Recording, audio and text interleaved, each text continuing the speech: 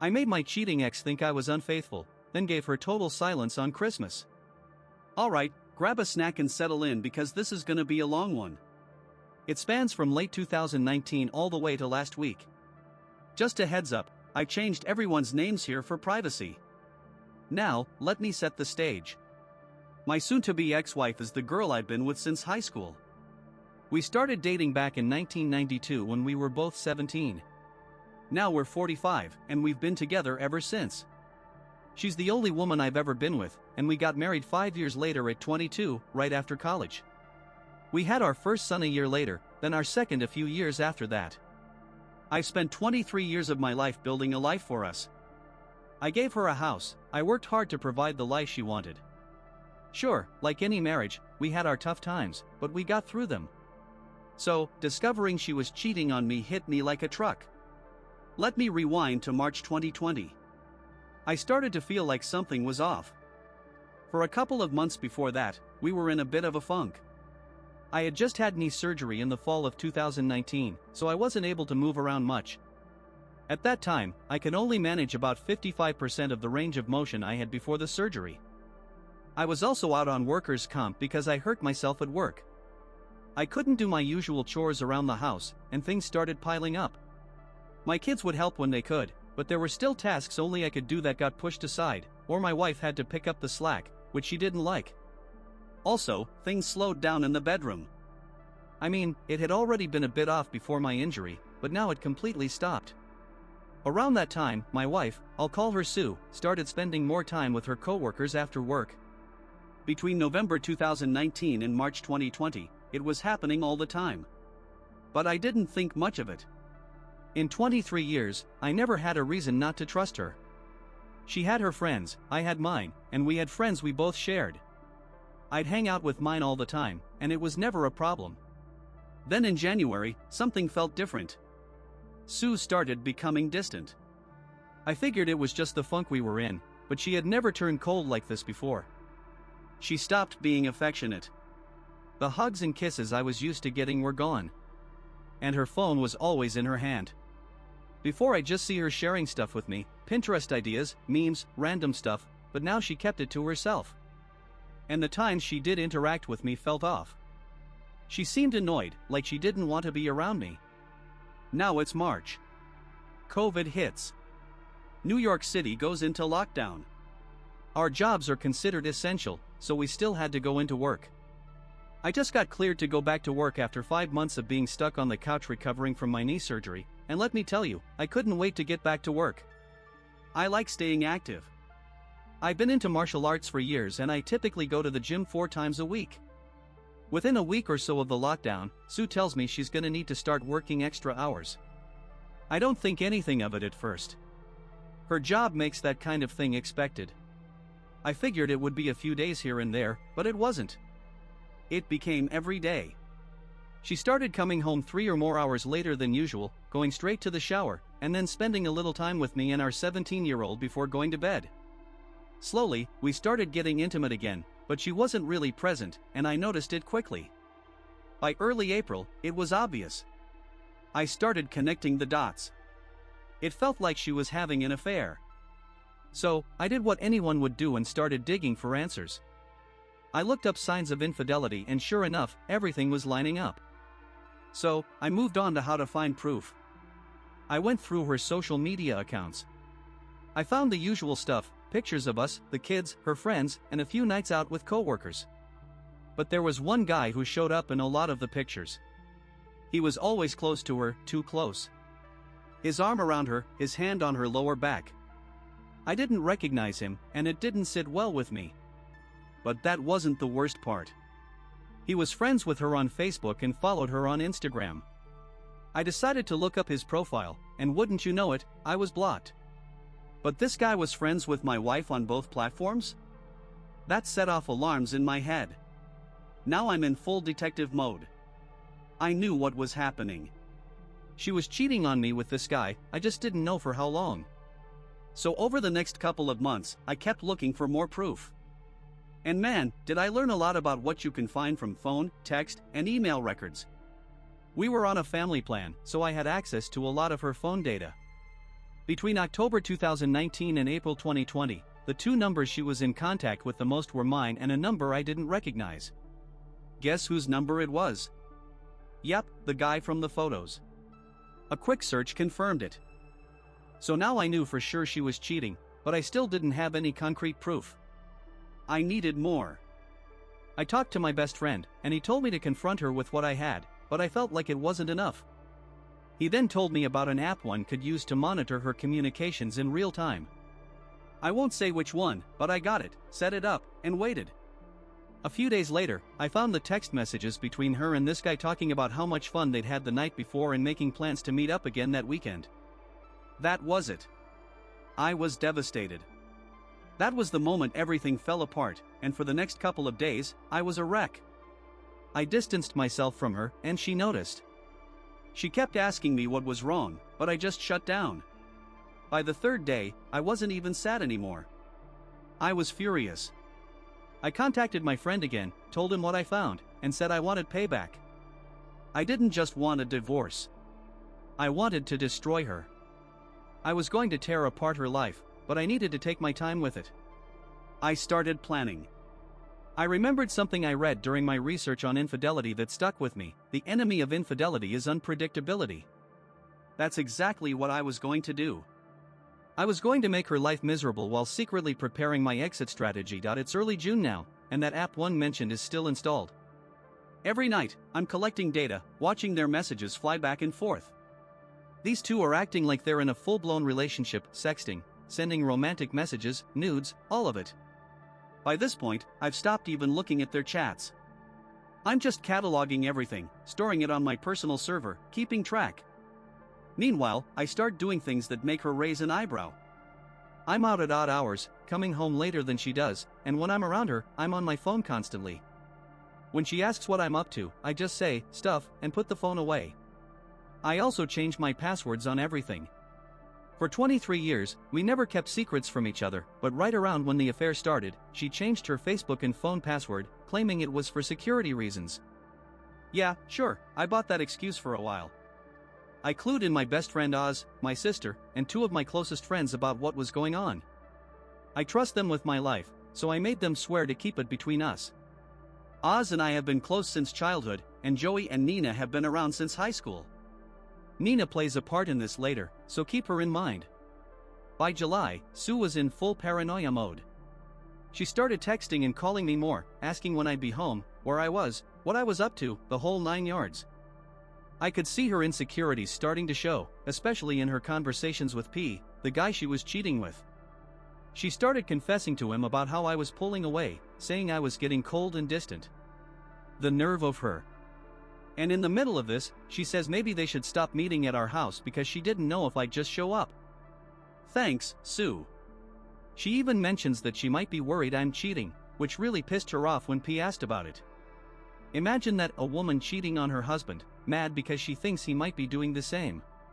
The irony was almost too much to bear. But here's the thing, I wasn't cheating. When I was gone, I was usually at Oz's or Joey's, having drinks, watching fights, or hanging out with my sister and brother-in-law. My sister had already told her husband about Sue's affair, but I didn't tell him the plan because he talks too much. Now we're in October. My fake affair has been going on for 3 months, and Sue's becoming more aware that I'm pulling away from her. It's been months since we've had any intimacy. On October 20th, 2020, Sue called me at work, something she hadn't done in a while, and asked me to come home right after work because she had something important to tell me. I half expected her to come clean about her infidelity, but nope. When I got home, she asked if I was unhappy with her, citing that I'd been distant, I don't show her affection anymore, and our intimate life had died. Then she hit me with it. She asked if I was cheating on her. I lost it. I'm talking full-on Joker-level laughter. To her, it probably looked like I was laughing because she suggested I was unfaithful, but what I was actually laughing at was the pure irony of it all.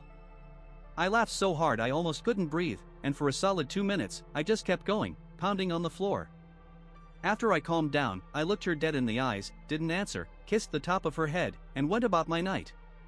Later, I checked the app, and sure enough, she had texted P about our conversation. She told him, I know he's cheating on me. I asked him tonight, and he laughed in my face. He doesn't even care anymore. I've lost him. This is karma. I couldn't help but smile as I read it. She was cracking. P tried to comfort her, but the tone of her messages made it clear she was starting to doubt herself. She had the gall to step out of our marriage, and now she was worried about losing me. It was almost pathetic. But here's the kicker: while all of this was happening, I was executing the second part of my plan, getting my finances in order. In September, I met with a family attorney to start the divorce process. With all the proof I had, New York being an at-fault state meant I had her cornered. I was getting everything in order, pulling money out of our joint accounts and putting it into my own. I also started looking for an apartment, planning my exit. Now it's November, and I'm ramping things up. This is where Nina comes in. For context, she and Sue have never gotten along. Sue has always seen Nina as a threat because Nina is my closest female friend. Sue didn't trust her, and Nina wasn't a fan of Sue either. When Sue and I started dating, Nina called me out for how Sue was trying to insert herself into our group of friends. Nina had always seen through her, and Sue knew it. So when Nina got back from being stuck overseas, the plan was set. We decided to have a small celebration at Joey's house, following the CDC guidelines, of course. 5 of us: Oz, Joey, his wife, Nina's sister, Nina, and me. Nina came up with an idea to mess with Sue. She suggested we recreate the photos I found of Sue and P months ago and post them on my Facebook. And that's exactly what we did. It wasn't until December 5th that Sue caught on, and I'm guessing a few people noticed my posts and how close I was getting to Nina in the photos. This really messed with her head. She was still convinced I was cheating, and I'm sure she wanted to accuse Nina, but she knew Nina had been stuck in Europe for most of the year. Still, she tried to confront me that night about how handsy I was in those pictures. I saw my chance to throw the first punch, so I said, "What about those pictures of you and P from last year? He was pretty touchy in those. Did you see me freaking out over it?" She froze. It was the first time I even mentioned his name throughout all of this. She struggled to explain those photos away, but she had no idea I'd seen them. I don't use Facebook much, so when I post, it's a big deal, which is why those photos with Nina got so much attention. She tried to explain, he's just a friendly guy. He's like that with everyone. I can see how it looks, but there's nothing there. I'm sorry if those pics hurt you. I'll delete them. I said, no. The pics aren't what hurt me. What hurt me was the year you spent, _ this guy while you lied to me about working extra hours and hanging out with friends. From that night, Sue got extra clingy. She started trying to initiate affection, but I stonewalled her every chance I got. Meanwhile, I kept archiving everything she said to P. By this point, I had completely checked out. Any desire to save my marriage was gone the moment I started phase 1 of my plan. Sue started telling P how I had gotten worse, how she didn't know what to do, and how she felt like I hated her. I did. Then came the bombshell. She said she couldn't see him anymore because the guilt was too much. She said she loved him, but she was still in love with me, and she had to save our marriage before she lost me. I was about 8 months too late for that. P lost it, saying things like, "I love you more than he does, and you can't just throw me away like this." That was the last time they communicated until just a few weeks ago. By the end of November and into December, Sue was stuck in limbo, still unsure whether I was cheating or not. Meanwhile, P kept texting her daily, but she didn't respond. She'd check her phone constantly, but quickly put it away when she saw me. Phase 2 of my plan was now complete. The divorce papers were finalized.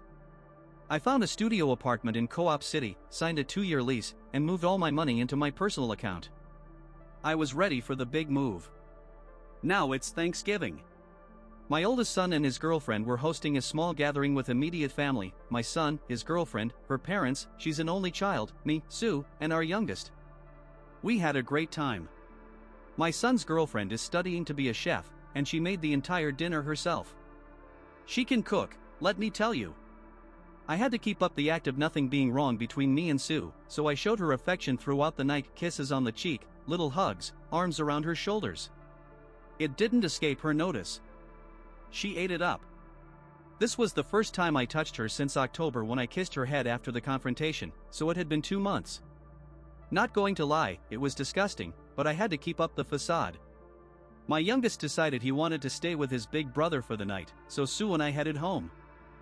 On the way, she thanked me for being so good to her and said, "I don't know what you're going through, but I'm here for you." I had to keep from laughing again. I just said, "I know. I just need time." That night, for the first time since the spring, we had intimate relations. I figured I might as well get some action before I wiped her out of my life. I won't go into details, but it wasn't love.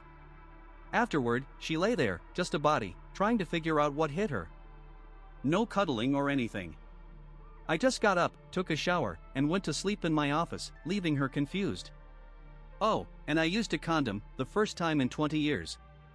She was confused by that but didn't ask questions. No way was I going raw after knowing she'd been doing that with P for months. The next morning, I checked the spy app, and for the first time in weeks, Sue responded to P. He was full on in love with her, telling her how she was wasting her time trying to fix things with me, that she deserved to experience love with someone who would cherish her. P is 27, 5 years older than our oldest son. She picked him over me. What a joke. Sue responded, saying she loved him, enjoyed their time together, but couldn't lose me. She still considered me the love of her life, but she'd always have a place for him in her heart. He begged her to see him again, and she said yes. Another one for the road, right? Who was I to stop her? That's exactly what I did to her the night before. Of course, I saved all of this in my archives. On December 4th, I started the third phase of my plan. The divorce papers were ready, and I had the apartment set up. Now, I had to start moving my stuff out, but first, I needed to tell my sons. I called my oldest over that Friday night, brought him into my office, and laid it all out. I didn't give him the details, but I told him his mom had been cheating on me for over a year, and I was filing for divorce soon. My 17-year-old took it hard. He'd just been through his own heartbreak a few months earlier when his first girlfriend cheated on him. To see him hurt over his own mom doing this hit him like a truck. My oldest took it better and suggested he take his brother to live with him for a while. I agreed. We packed up some of his stuff, and as they were leaving, my oldest asked me, "Are you going to be okay?" I told him, "Yeah, son. I'll be alright, and so will you. We'll be fine, I promise." And they were off. The hardest part was over. Now it was time to finish what I'd started. Over the next few weeks, Oz helped me move out my most sensitive stuff while Sue and I were both at work. I gave him a list of things to grab, things Sue wouldn't notice were missing unless someone told her. I got a new phone and a new number and told everyone who needed to know. Sue had no clue.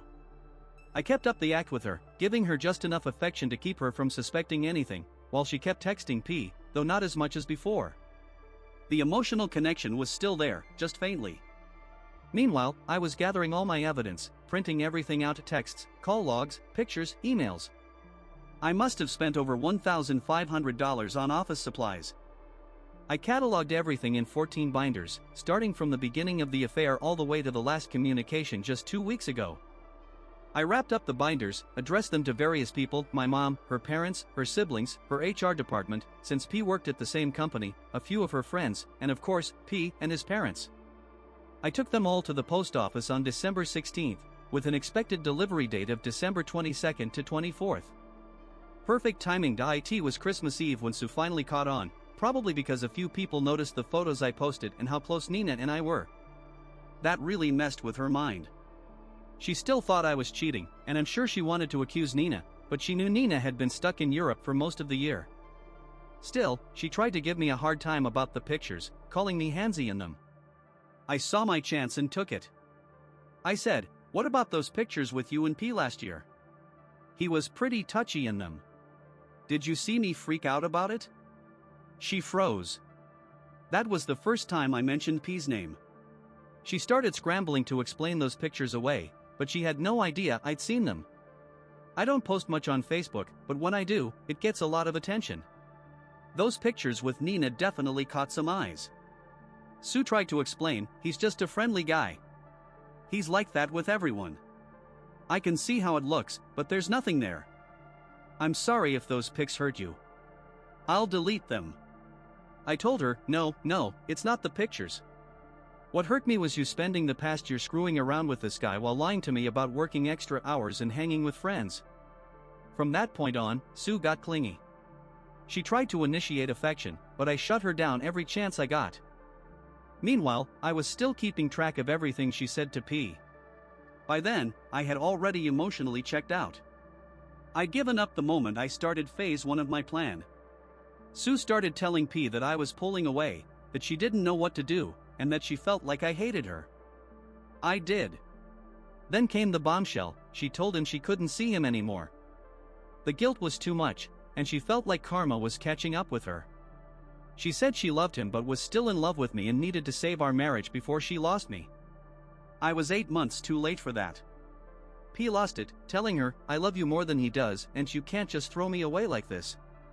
That was the last time they spoke until just a few weeks ago. November into December was rough for Sue. She was still unsure whether I was cheating, and meanwhile, P was still texting her daily, but she wasn't responding. She'd check her phone but quickly put it away whenever she saw me. Meanwhile, I'd completed phase 2 of my plan. The divorce papers were done. I had signed a lease for a studio apartment in Co-op City, and all of my money was now in my personal account. I was ready to move forward. Now it's Thanksgiving. My oldest son and his girlfriend hosted a small gathering with our families, them, her parents, me, Sue, and our youngest. It was a nice night. My oldest's girlfriend is studying to be a chef, and she made the whole dinner. She can really cook. I had to keep up appearances and show affection towards Sue, so I kissed her on the cheek a few times, gave her little hugs, and wrapped my arm around her shoulders. She definitely noticed and enjoyed it, but it felt disgusting to me. I hadn't touched her like that in 2 months. Still, I couldn't risk it, not with our boys and their girlfriends' parents there. Afterward, our youngest wanted to stay with his big brother, so Sue and I went home. On the drive back, she thanked me for being so good to her and said, "I don't know what you're going through, but I'm here for you." I nearly cracked up laughing. I just said, "I know. I just need time." That night, we ended up being intimate for the first time in a while. It wasn't love, but I figured I might as well get some action before I fully cut her out of my life. When it was over, I just got up, took a shower, and went to sleep in my office. She was confused, but I couldn't care less. I used a condom, the first time in 20 years. She didn't ask any questions, probably because she knew the reason. The next day, I checked the app, and for the first time in weeks, Sue responded to P. He professed his love for her and told her she was wasting her time trying to fix things with me. He went on about how she deserved to be with someone who would love her the way she deserved. He's 27 years old, 5 years older than our oldest son. She left me for this guy. She responded that she loved him, but she couldn't lose me. I was still the love of her life, but she would always have a place for him in her heart. He begged her to see him one last time, and she agreed. Of course, I saved all of that in my archive. On December 4th, I started phase 3 of my plan. The divorce papers were ready, my new apartment was set, and it was time to start moving my stuff out. But first, I had to tell my sons. I called my oldest over that Friday night and sat him down with me in my office. I didn't go into details, but I told him their mom had been cheating on me for over a year, and I was filing for divorce. My youngest took it pretty hard. He'd just gone through his own heartbreak with his first girlfriend cheating on him. To see him hurt over his own mom doing the same thing was tough. My oldest took it better and suggested his brother stay with him for a while, which I agreed to. We packed up some of his stuff, and as they were leaving, my oldest asked, "Are you going to be okay?" I told him, "Yeah, son. I'll be alright, and so will you. We'll be fine, I promise." Then they left. The hardest part was over, and now it was time to finish what I started. In the following weeks, Oz helped me move some of my most important stuff out of the house while Sue and I were both at work. I gave him a list of things to grab that Sue wouldn't notice were gone. I also got a new phone and number and told the people who needed to know. Meanwhile, I kept up the ruse with Sue, giving her just enough affection to keep her off the trail, but I knew she was still texting P. Not as much as before, but there was still some emotional connection there. Meanwhile, I was printing out all the evidence I had. Call logs, texts, pictures, emails, all of it. I spent over $1,500 on office supplies. I put everything into 14 binders, organized by date, and wrapped them up, ready to be sent out. I sent them to her parents, her HR department, P's parents, and others. December 16th, I sent them out, and they were expected to arrive between December 22nd and 24th, perfect timing.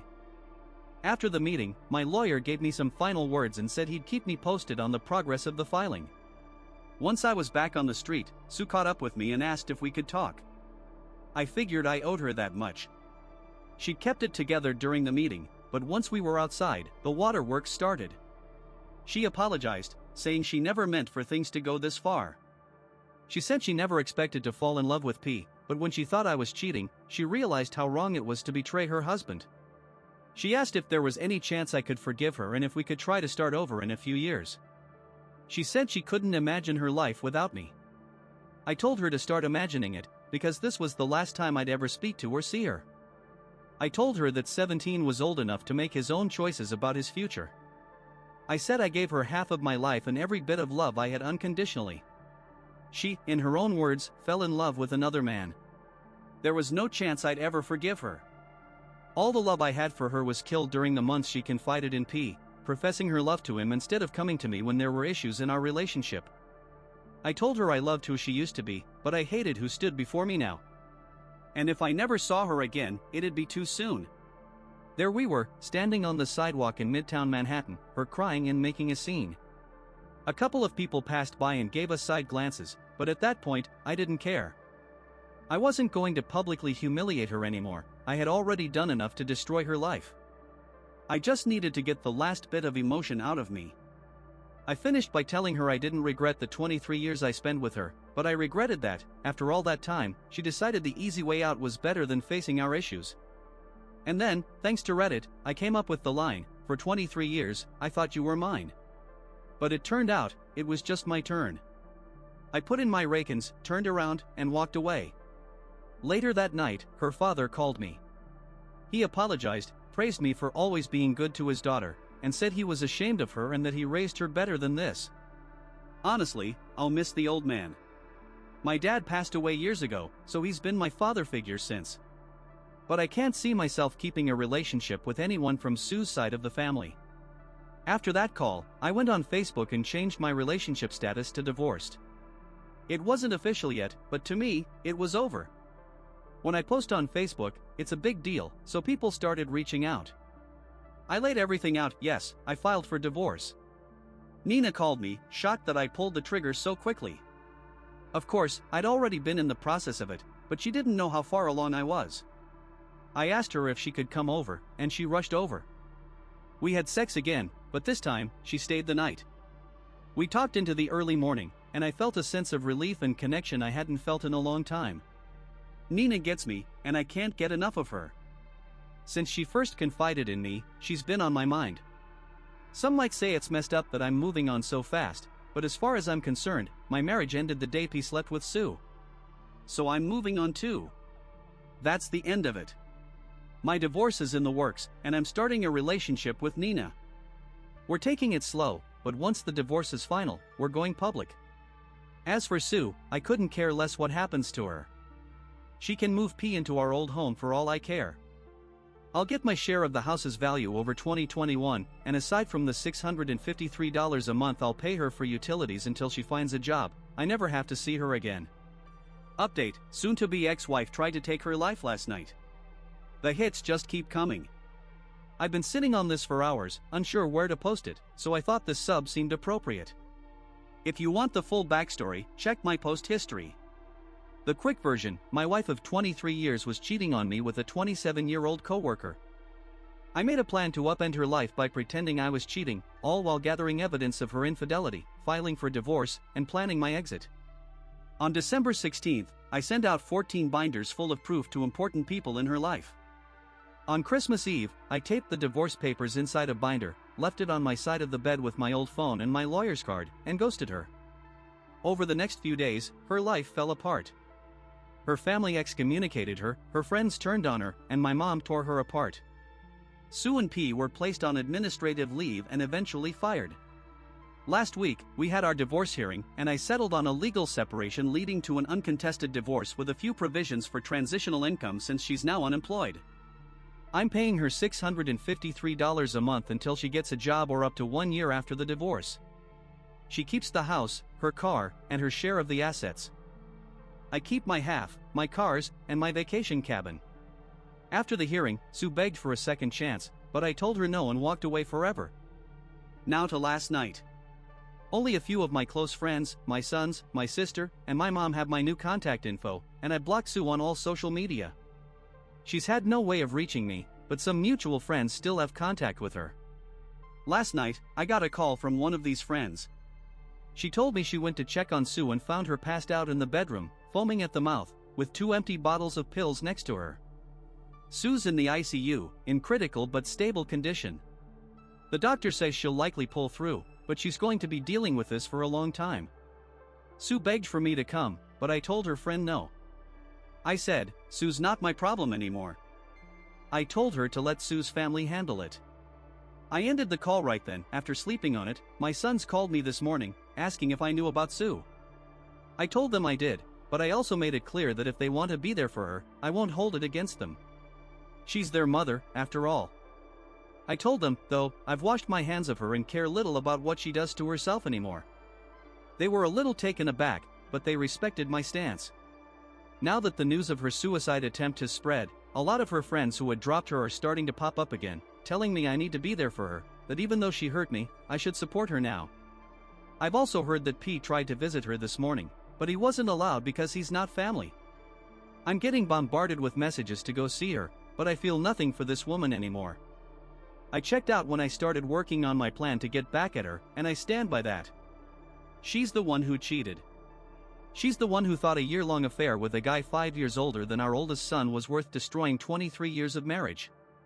Now, when she faces the consequences of her choices, she decides to take the most selfish route. She's the victim now, and I'm the villain. Sorry if this sounds like a rant, but I'm trying to make sense of it all. I'll be clear, I am not going to visit her. She forfeited my care when she let P into our marriage. This may sound heartless, but my feelings for her are long gone. I don't care what people think of me. If they think I'm a heartless sociopath, so be it. I gave her half of my life and did everything I could to be the best husband. She chose to step outside our marriage and ruin everything. It's her problem now, not mine. If it makes me the bad guy, so be it. She made her choice, and now I'm choosing myself. If that makes me a villain, I'm fine with it. Sue's father reached out to me later, saying he respected my decision to stay away. He told me he was ashamed of Sue and that he raised her better than this. I'll miss him. Since my dad passed years ago, he's been the closest thing I've had to a father figure. But I don't see myself maintaining a relationship with anyone from Sue's side of the family. After that call, I updated my Facebook status to divorced. It's not final yet, but to me, it's over. I posted it, knowing it'd make a stir. Of course, people started messaging me. I laid it all out. Yes, I filed for divorce. Nina called me, shocked at how quickly I made the move, but she had no idea how far along the process was. I asked her to come over, and she rushed over. We ended up in bed together, and afterward, we spent hours talking. I felt a sense of relief and connection with Nina I hadn't felt in a long time. Nina gets me in a way Sue never did. Since she first opened up to me, she's been on my mind, and I can't deny I feel the same way. Some people might say I'm moving on too fast, but as far as I'm concerned, my marriage ended the day Sue let P into our bed. So I'm moving on, and that's the end of it. My divorce is in progress, and I'm planning a future with Nina. We're taking it slow, but once the divorce is final, we're going public. Now, a quick update. Sue tried to take her life last night. I've been sitting with this news for hours, trying to make sense of it. If you want the backstory, check my previous posts. To summarize, my wife of 23 years cheated on me with a 27-year-old coworker. I made a plan to expose her, fooling her into thinking I was cheating, all while gathering proof of her affair and preparing for my exit. On December 16th, I sent 14 binders of evidence to the people who mattered to her, including her HR department. On Christmas Eve, while she was asleep, I left her a final gift, one of the binders with the divorce papers taped inside. I ghosted her, and she was left with the knowledge that I knew everything. The next few days, her life fell apart. Her family excommunicated her, and my mom tore her apart. Sue and P were put on administrative leave and eventually fired. We had our divorce hearing last week, and it was settled as a legal separation leading to an uncontested divorce. I'm paying her $653 a month until she finds a job or for up to 1 year after the divorce is finalized. She keeps the house, her car, and her half of the shared assets. I keep mine. After the hearing, Sue begged me to give her a second chance, but I refused and walked away for good. Now, a few days ago, I got a call from Sue's friend. Sue had tried to end her life and was in the ICU, in critical but stable condition. Sue's friend asked if I would come, but I said no. Sue's not my problem anymore. If her family wants to help her, they can. She made the choice to ruin our marriage, and now she has to deal with the consequences. A couple of days ago, I went to visit her. Nina convinced me that if I wanted to move on, I needed to see Sue one last time. I called her, and when she answered, her voice was weak. She immediately started crying. I told her I was coming over, and when I got there, she was at the door waiting. She looked terrible, thin, unhealthy, and completely broken. She tried to hug me, but I stopped her cold. She got the message that I wasn't there to comfort her. We went inside and sat down. Sue immediately started apologizing, saying she couldn't live with the guilt of what she'd done to me and the boys. She admitted she'd been spiraling since the separation and that her suicide attempt was the result of her guilt. She apologized for betraying me and for sharing our intimate details with P. She said she never imagined herself doing what she did, but when she thought I was cheating, everything hit her all at once. She asked when I stopped caring about her, and I told her it was the night she confronted me about my supposed cheating while she was sleeping with P. I lost all respect for her, and that's when I started executing my plan. She went on about how, on Christmas morning, she'd been so hopeful when she saw the gift I left, but when she opened it, everything crashed down. She realized what I knew, and that's when she went mad. Afterward, I went to the bathroom, and it was a disaster. Her skincare products were everywhere, and the mirror was broken. When I came back, she was crying with her face in her hands, and I felt nothing. No anger, no rage, no pity. I felt nothing but indifference. She looked up at me and said, everything up. I ruined us. I don't know what to do.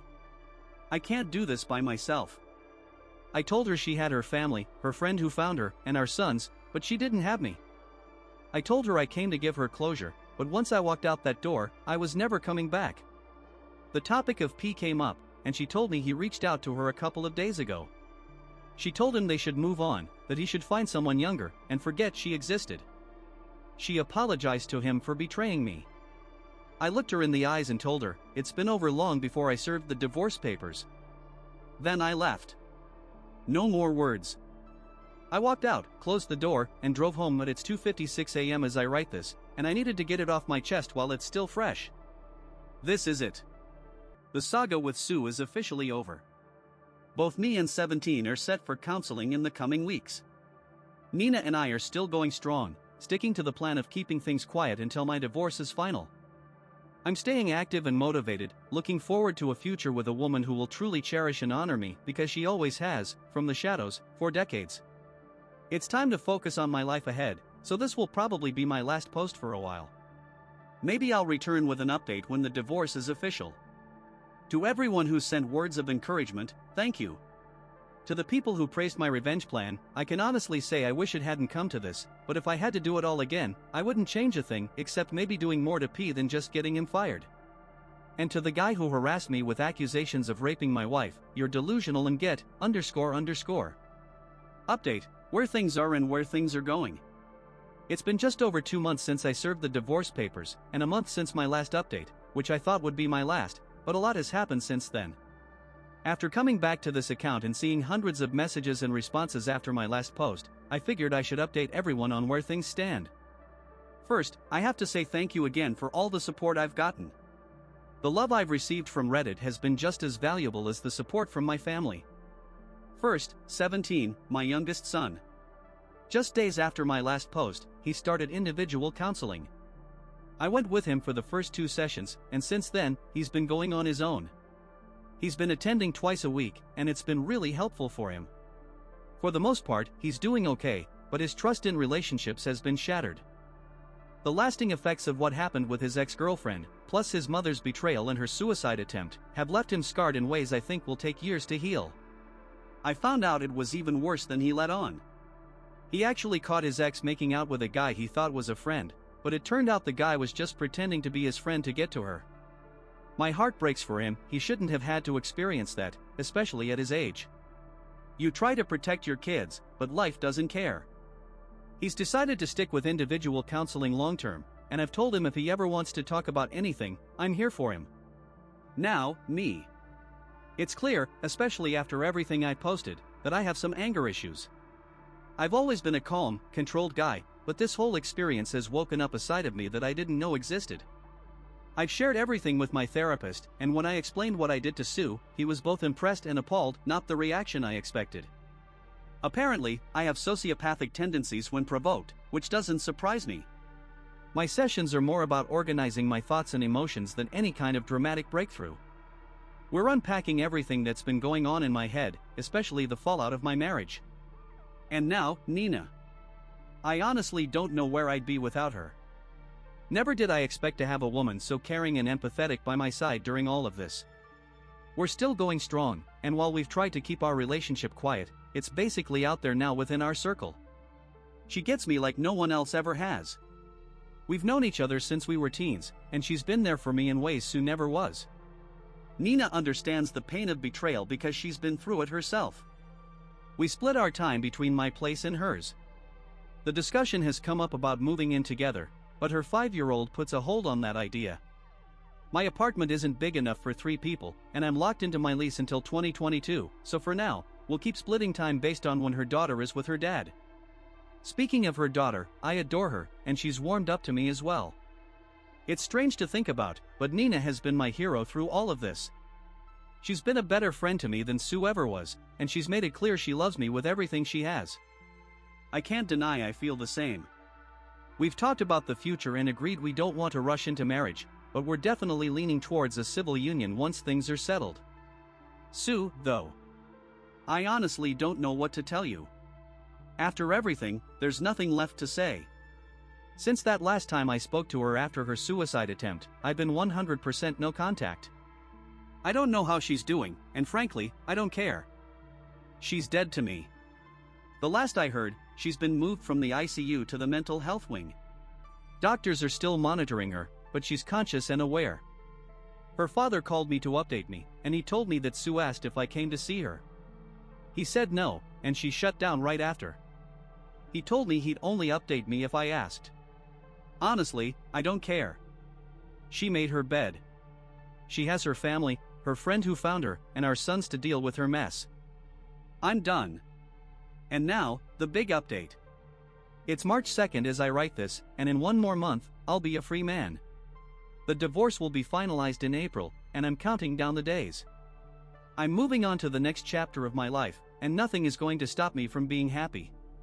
Edit to clear something up, I misspoke when I said I was clinically diagnosed as a sociopath. I assumed my therapist's comment about my sociopathic tendencies was a diagnosis, but it wasn't. It was just his professional observation. Also, my oldest son, 22, has no true intent to harm P. He said what he did out of anger, but there's no real intent behind it. Update, on April 13th, my divorce was finalized. It came a few days earlier than expected, thanks to the easing of COVID restrictions in NYC. My lawyer called me on April 12th and gave me the good news.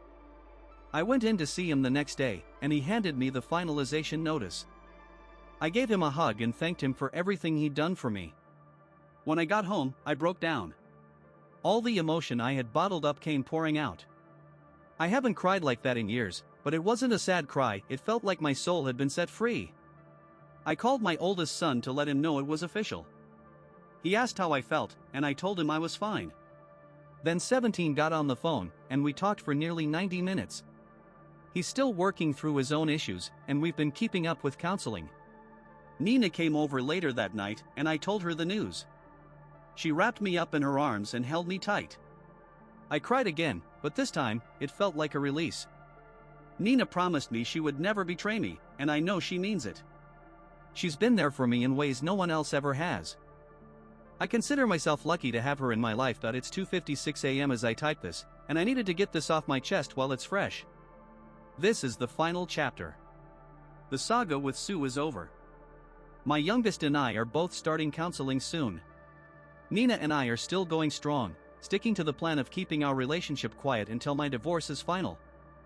I'm staying active, motivated, and looking ahead to a future with a woman I know will love and cherish me, someone who supported me from the shadows for decades. It's time to focus on my life moving forward, so this might be my last post for a while. Maybe I'll return with an update once the divorce is official. To everyone who sent me support, thank you. To the people who praised my revenge plan, I can honestly say I wish it never came to that, but if I had to do it all again, I wouldn't change a thing except maybe dealing with P a little harder than just getting him fired. And to the guy who accused me of raping my wife, you're delusional, get lost. Update, where things are and where things are going. It's been just over 2 months since I served Sue divorce papers and a month since my last update. I thought that was going to be my last post, but a lot has happened since then. After seeing the hundreds of messages and responses to my last post, I figured I'd fill everyone in on where things stand. First off, I have to thank everyone for the support and kindness I've received over this ordeal. I'm as grateful for the love I've gotten here on Reddit as I am for the love from my family. Starting with 17, my youngest son. Just days after my last post, he began individual counseling. I went with him for the first 2 sessions, and since then, he's been going alone twice a week. It's been a huge help for him. For the most part, he's doing better, but his trust in relationships is shattered. The trauma from his own experience with infidelity, paired with his mother's betrayal and her suicide attempt, has left a deep wound that may take years to heal. I found out his breakup with his ex-girlfriend was even worse than he'd let on. He actually caught her making out with a guy he thought was a friend, but it turned out the guy was just using him to get close to her. My heart breaks for my son. You try to protect your kids, but life throws curveballs. He's committed to individual counseling for the long haul, and I've told him if he ever needs to talk, I'm here for him. Now, me. It's clear I've got some anger issues. I've always been calm and reserved, but this whole experience has woken a side of me I didn't know existed. I've opened up completely to my therapist, and when I told him what I did to Sue, he was both impressed and appalled. Apparently, I show sociopathic tendencies when provoked, which doesn't surprise me. My sessions aren't so much dramatic breakthroughs, we're unpacking everything about the collapse of my marriage and trying to find some balance again. And now, Nina. I honestly don't know where I'd be without her. I never expected to have a woman so caring and empathetic by my side through all of this. We're still going strong, and even though we've tried to keep it low-key, it's pretty much out in the open now within our circle. She just gets me. We've known each other since we were teens, and she understands the pain of betrayal because she's been through it herself. We split time between her place and mine. Moving in together has come up, but her 5-year-old daughter complicates things. My apartment isn't big enough for all 3 of us, and I'm locked into my lease until 2022, so for now, we'll keep splitting time. Speaking of her daughter, I absolutely adore her. She's 6 now, and she idolizes me. I'm the first father figure she's had since her biological dad stepped out when she was 4. Nina doesn't introduce any man to Anna unless she knows he has staying power, and I have that. 17 and Anna have become close, and the dynamic between them is heartwarming. 17 is protective of her, and she looks up to him. I've talked with my therapist about this, and he said it's a positive sign that 17 is finding someone to protect, even though his own innocence has been shattered. So, last Monday, Nina and I decided to make it official. We went to City Hall and got our marriage license. The reveal wasn't as dramatic as we thought, it was pretty much expected by everyone. My sister joked about when that now expecting post would go up, and it was kind of hilarious because everyone had already figured it out. Some people will say it's too soon, and yeah, I've said in previous posts I'd never get married again, but that was before I really saw what Nina and I have. This woman has shown me more love and support than Sue ever did. She's cried in my arms, saying she never imagined she'd get a chance to be with me. She's been in love with me for 25 years, even while I was married to Sue. I had no idea how deep her feelings ran until she told me everything. It was so selfless of her to step aside for me and Sue's relationship, but now, I'm here, and I'll never let her go. We're talking about a civil union down the line, but for now, we're focused on each other. As for Sue, I haven't spoken to her since the last time I visited the house, and I don't plan to. I've heard through mutual friends that she sold the house and got a job as a clerical assistant through a realtor I know. She lives in a small apartment now, and apparently, she's a shell of the person she was. She's lost weight and keeps to herself. She does her job, doesn't socialize, and I'm almost certain she knows about me and Nina. 17 is a year away from being a legal adult, and I have no reason to speak to her again. She's dead to me. This entire ordeal is behind me, and I'm moving forward with my life.